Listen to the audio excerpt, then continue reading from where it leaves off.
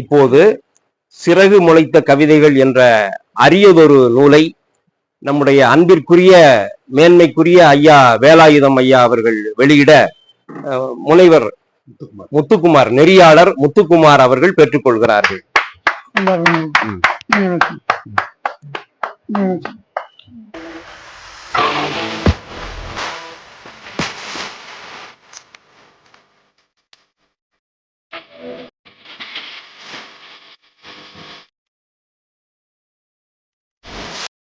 இப்போது புத்தகத்தை வெளியிட்டு சிறப்பித்த நமது பெருமிதத்திற்குரிய ஐயா வேலாயுதம் ஐயா அவர்கள் புத்தகம் குறித்தும் முனைவர் சியாமளா அவர்களை வாழ்த்தியும் சிறப்புரை நிகழ்த்துவார்கள்.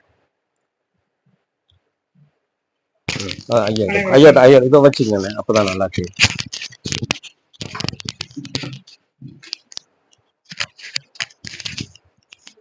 அனைவருக்கும் வணக்கம். நூலாசிரியர் திருமதி முனைவர் சியாமளா அவர்களே, இந்த நூல் வருவதற்கு பல வகையில் துணை புரிந்த முனைவர் முத்துக்குமார் அவர்களே, அவர்தான் இந்த நெறியாளர் சியாமளாவிற்கு. கோவை கொங்கு மண்டலத்தில் கவிதைக்கு ஒரு வரலாறு உண்டு. இலக்கிய வரலாறு எழுதுனா கோயம்புத்தூர் தவிர்த்து, கொங்கு மண்டலம் தவிர்த்து இலக்கிய வரலாறு எழுத முடியாது.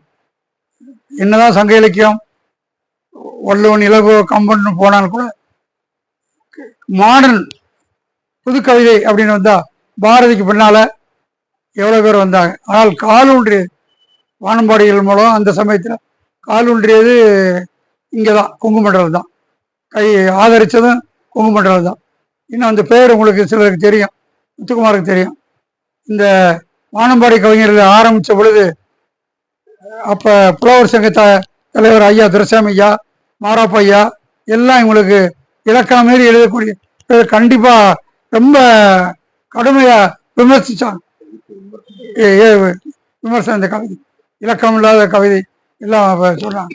ஆனால் அதை தாண்டி கவிதை மக்களுக்குங்கிற மாதிரி ஒரு ஸ்தாபிதம் ஆயிடுச்சு. மீராவுடைய வரலாறு பார்த்தா அப்படி மீராவுடைய கனவு கற்பனை. ஒரு காலத்துல பல்கலைக்கழகம் சென்னை முழுக்க ஒரே பல்கலைக்கழகம், இவ்வளவு பல்கலைக்கழகங்கள் கிடையாது. அப்புறம் மதுரை பல்கலைக்கழகம் தனியாக வந்தது. எல்லா மாணவர்களிடையும் அந்த புத்தகம் கனவு கற்பனை காகிதம் இருக்கும். அந்த மாதிரி மீராவுடைய புத்தகம் வந்தது.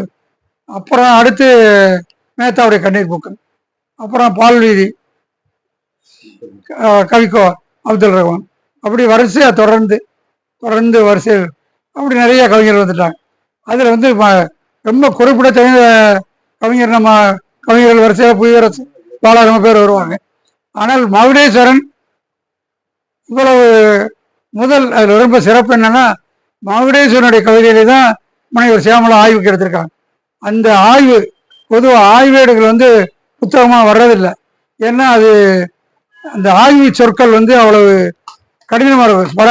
பாமர சராசரி வாசனுக்கு புரிகிறது சிரமமாக இருக்குன்னு சொல்லி போடுறதில்லை. ஆனால் இதை மகுடேஸ்வரன் கவிதையும் சிறப்பு வாய்ந்த கவிதை. அவருக்கு நெறியாளராக இருந்து முனைவர் பலர்கிட்ட முத்துக்குமார் பல நெறியாளர்கள் முனைவர்களை உருவாக்கியிருக்காரு. அவருக்கும் இந்த சமயத்தில் நன்றி சொல்கிறோம். சியாமளாவும் அவங்க உழைப்புக்கு ஒரு பலன். பொதுவாக புத்தகங்கிறது ஒரு ஜடப்பொருள் மாதிரி தான். ஜடப்பொருள் மாதிரி தான். அதை எடுத்து அப்படி படித்தா தான் அதுக்கு உயிர் வருது. வாசகர்கள் படிக்கும்போது தான் வருது. அப்படி ஏராளமான வாசகர்கள் இந்த புத்தகத்தை படித்து பயன்பெறுவார்கள். படித்த நண்பர்களுக்கும் அவர்கள் செல்வார்கள் என்று கேட்டுக்கொண்டு அனைவரும் என்னுடைய நன்றி வணக்கத்தையும் தெரிவிக்கிறேன்.